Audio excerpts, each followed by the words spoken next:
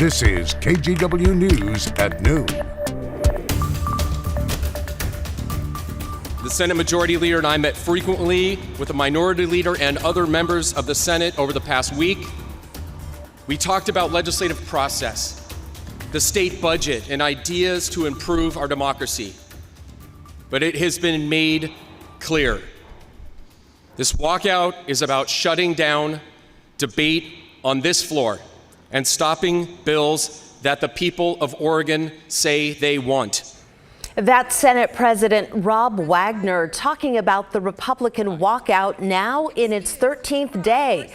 With that, 6 more senators now have 10 unexcused absences, and they can't run for re-election next time around. That's according to a law that voters approved back in November, which many Republicans now plan to challenge in court.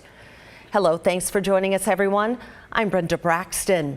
Republicans are boycotting the current session over bills that they say are not written clearly. But Democrats say the walkout is really about avoiding legislation that addresses abortion rights and gun safety.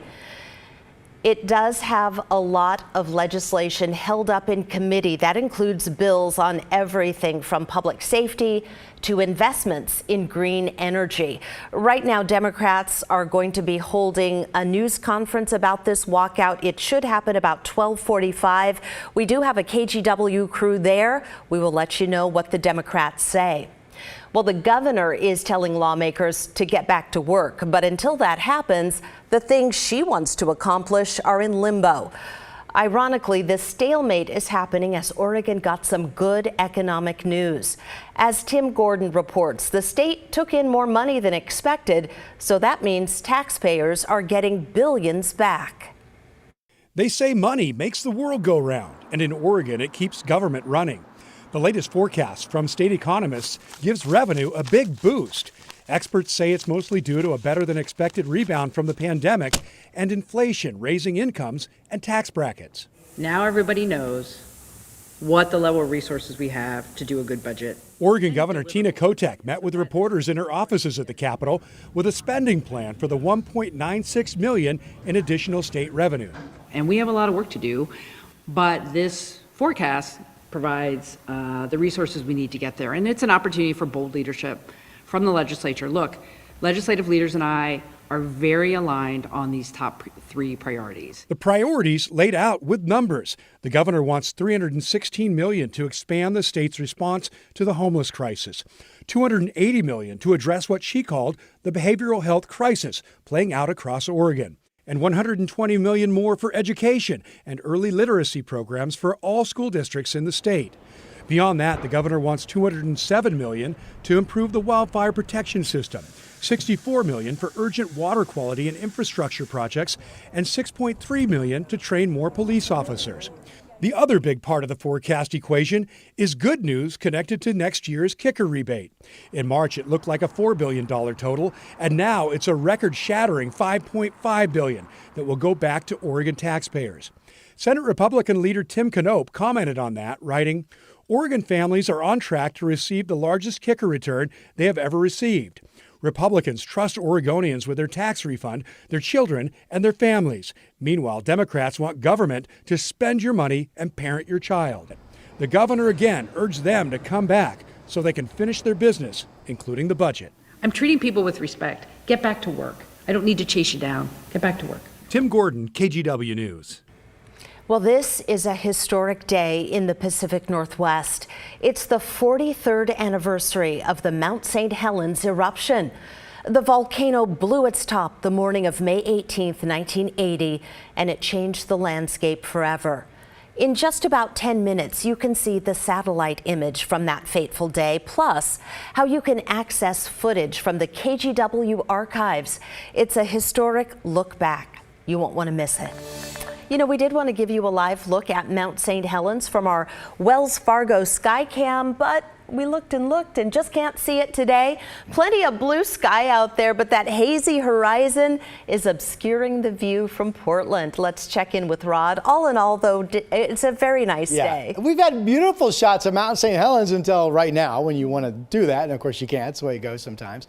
I do want to point out that for the most part, the coast is locked under low cloudiness, a marine layer that is a sign that we're trying to slowly switch into more of a moderate or cooling temperature pattern coming in off the Pacific. Some of the cameras have opened up a little bit of sunshine, by the way. This is Lincoln City Chinook Winds Casino Resort camera. 61 degrees, winds are light, so that's nice. Look how pretty this is.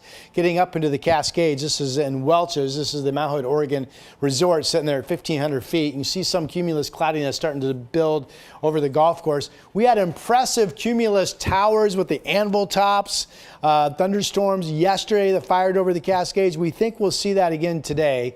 And tomorrow. So that mountain thunderstorm chance in the afternoon and evening continues in our forecast. Here's a look at the clear skies, a closer look at downtown Portland from my Rose City camera. We're up to 73, pretty much where I thought we'd be at noon, which means I believe we're on track to stay in the 80s and not hit 90. Yesterday was 91. I've got us 85 at 4 p.m. and then back down to 79 degrees at 8 o'clock. The big weather headline is gradual cooling and then a big dip in temperature starting Sunday. We'll have that forecast for you coming up. That will feel great. Rod, thank you. Portland Mayor Ted Wheeler wants to freeze some rate increases for city services and fees, and he took that request to city commissioners yesterday. KGW's Pat Doris has a look at what happened next. At Wednesday afternoon city council session, Mayor Wheeler went over his budget for next year, and he added several amendments that would freeze some city taxes and fees for a year. Here are the specifics. He proposed freezing system development charges for next year. Those are one-time fees for new development for the city. He also pushed for a reduction in the increases that had been proposed for water and sewer services. He also wanted to freeze parking meter rates where they are instead of increasing them by 40 cents an hour, which was approved by the city council last year. Studies now show that people are choosing not to stay here. They're moving their households, they're moving their places of employment, and they're choosing to invest elsewhere. We're at an inflection point, and I see this as a critical moment in the city's history, an unusual, unprecedented moment in the city's history that we should respond to. Wheeler says the reductions and freezes would only affect a small amount of the budgets for each of the bureaus affected. But Commissioners Mingus Mapps and Renee Gonzalez both voted against the freezes, saying they would result in city workers losing their jobs, services being reduced, and harm to infrastructure in the city. And they think the freezes would not actually change enough for people. In the end, the reduction on taxes did pass, but the commissioners voted not to pause parking fee increases. That means that parking fee rates will go up, but only by 20 cents instead of 40. Now to a follow-up on the special election this week. It looks like voters in Newberg have ousted most of the school board. As Alma McCarty explains, this comes after a string of controversies that started with trying to ban gay pride and Black Lives Matter flags in school. From a ban on political displays to the firing of a superintendent, a recall election, and the resignation of progressive board members, the Newberg School District has certainly dealt with quite a bit. That's part of the reason why James Wolfer said he ran for the school board. I'd love if after all this, we're just, after these few wins that, no offense, but we're not doing news articles anymore and just get us out of the news and go back to being a normal, healthy school district that isn't making national headlines for this or that controversy. Looks like many in the community agree. Initial results show Wolfer and the 4 other candidates backed by the Oregon Cares PAC won their bid. The group's largest donor, the statewide teachers union. Scott Winter, a spokesperson, says Oregon Cares formed late last year. I don't know that I personally expected a sweep. That was certainly something we were hoping for. I think we figured we'd get a couple seats and we'd incrementally, help to affect some change on the Newberg School Board. Well, we'll see how they do on the school board after they've been there a while. School boards are really overrated as far as what you can get done. I also spoke with outgoing board chair Dave Brown, who is losing his seat to Wolfer, and asked whether he'd have done anything differently. I was asked that question at lunch a while back, and I said everything and nothing. I feel like Newberg had to happen. I don't know why. I feel like the Lord's got a plan, but somebody had to, throw the brick through the window and kind of get this conversation going. It's a complicated time to be a school board member. I wish these new people well. I'm not going to go down to that school board meeting and do what some of them did to me, because I don't think that's the right way to do it. Wolfer said he's ready to listen to all families whose children attend this district. The five of us, they've tried to paint us as the progressives or whatever, and it's really not.